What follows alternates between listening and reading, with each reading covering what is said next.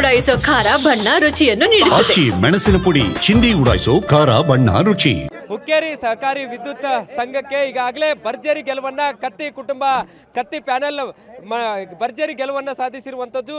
ಜಾರಕಿಹೊಳಿ ಕುಟುಂಬಕ್ಕೆ ಬಹುತೇಕ ತಕ್ಕ ಉತ್ತರವನ್ನ ಈ ಮೂಲಕ ಕೊಡುವಂತಹದ್ದನ್ನು ಕೂಡ ಈಗಾಗಲೇ ಕತ್ತಿ ಕುಟುಂಬದವರು ಏಕಾಂಗಿಯಾಗಿ ಮಾಡಿರುವಂಥದ್ದು. ನಿಜಕ್ಕೂ ರಾಜಕಾರಣದಲ್ಲಿ ತಂತ್ರಗಾರಿಕೆ ಮಾಡೋದ್ರಲ್ಲಿ ನಮ್ಮನ್ನ ಮೀರಿಸೋರು ಯಾರು ಇಲ್ಲ ಅನ್ನುವಂತಹ ಒಂದು ಉತ್ಸಾಹದಲ್ಲಿದ್ದಂಥವರಿಗೆ ಇವತ್ತು ನಿಜಕ್ಕೂ ಕತ್ತಿ ಕುಟುಂಬದವರು ತಕ್ಕ ಉತ್ತರವನ್ನ ಕೊಟ್ಟರು ಅನ್ನುವಂಥದ್ದು ಕೂಡ ಈ ಒಂದು ಚುನಾವಣೆಯಿಂದ ಸ್ಪಷ್ಟವಾಗಿ ಗೊತ್ತಾಗ್ತಾ ಇದೆ.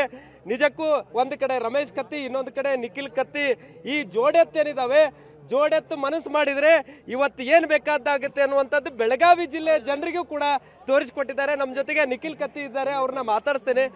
ಸರ್, ಒಂದು ಬಹಳಷ್ಟು ಬರೀ ರಾಜ್ಯದಲ್ಲಿ ಈ ಒಂದು ಚುನಾವಣೆ ಸಹಕಾರಿ ಸಂಘದ ಚುನಾವಣೆ ಸದ್ದು ಮಾಡ್ತಾ ಇತ್ತು. ಕತ್ತಿ ಕುಟುಂಬ ವರ್ಸಸ್ ಜಾರಕಿಹೊಳಿ ಕುಟುಂಬ ಅನ್ನುವಂಥದ್ದು ನಿಜಕ್ಕೂ ಏನು ಸ್ಟ್ರಾಟಜಿ ಮಾಡೋರಿಗೆ ಇವತ್ತು ಸ್ಟ್ರೋಕ್ ಕೊಟ್ರೆ ಅನ್ನುವಂಥದ್ದು ಸ್ಟ್ರಾಟಜಿ ಅವ್ರು ಮಾಡಿ ಬಂದಿದ್ರು.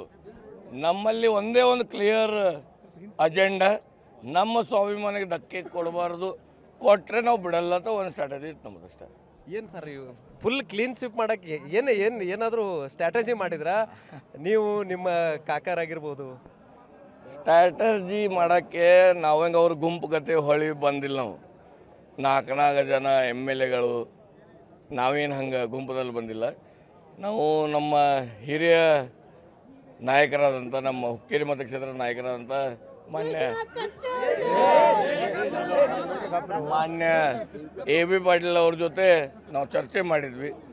ಹುಕ್ಕೇರಿಗೆ ಎಲ್ಲರೂ ಕಣ್ಬಿಡ್ತಾ ಇದ್ದಾರೆ, ತಾವು ಒಂದು ಸ್ವಲ್ಪ ಕೈ ಜೋಡಿಸಿದ್ರೆ ಒಳ್ಳೇದಾಗತ್ತೆ ಅಂತ ಹೇಳಿದಾಗ AB ಪಾಟೀಲ್ ಅಂಕಲ್ ಒಂದೇ ಮಾತಿನಲ್ಲಿ ಇಲ್ಲ, ಮಾಡಬೇಕಾಗಿದೆ, ಯಾಕಂದರೆ ನಮ್ಮ ಹುಕ್ಕೇರಿ ಜನದ ಸ್ವಾಭಿಮಾನ ಹುಕ್ಕೇರಿ ಜನ ಕಡೆಗೆ ಉಳಿಬೇಕಂತ ಹೇಳಿ ಒಂದು ವಿಶ್ವಾಸ ಇಟ್ಕೊಂಡು ಮಾಡಿದ್ವಿ ಕೆಲಸ.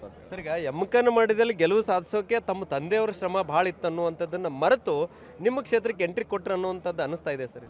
ಈಗ ನೋಡ್ರಿ, ಯಾರು ಕೆಲಸ ಮಾಡ್ತಾರೆ, ಯಾರ ಸಲುವಾಗಿ ಅವ್ರು ಮರೆತರೆ ಈಗ ನಾವೇನು ಹೇಳಕ್ಕೆ ಬರೋಂಗಿಲ್ಲ. ಬರೋ ದಿನಮಾನದಲ್ಲಿ ನೆನಪು ಮಾಡಿ ಕೊಡ್ತೀವಿ ಅಂತ ಹೇಳಕ್ಕೆ ಇಷ್ಟಪಡ್ತೇನೆ. ಸರ್, ಈಗ ಸಾಕಷ್ಟು ದುಡ್ಡಿನ ಹೊಳೆಯನ್ನು ಹರಿಸಿಬಿಟ್ರು ನಿಮ್ಮ ಕ್ಷೇತ್ರದಾಗ. ಆದರೆ ಇವತ್ತು ನಿಮ್ಮ ಜನ ದುಡ್ಡಿಗೆ ನಾವು ಯಾರು ಮತ ಮಾರ್ಕೊಳ್ಳೋಂಗಿಲ್ಲ, ಯಾವಾಗಿರಲು ಸ್ವಾಭಿಮಾನ ಕಡೆ ಇರ್ತೀವಿ ಅನ್ನುವಂಥದ್ದನ್ನು ಸಂದೇಶ ಕೊಟ್ಟರು. ಎಲ್ಲ ದುಡ್ಡಿನ ಆಗ್ತದೆ ಯಾರು ಹೇಳ್ತಾರೆ, ಈ ತಿಳ್ಕೊಂಡು ಜನ ಮೂರುಕರಂತ ಹೇಳಕ್ಕೆ ಇಷ್ಟಪಡ್ತೀನಿ.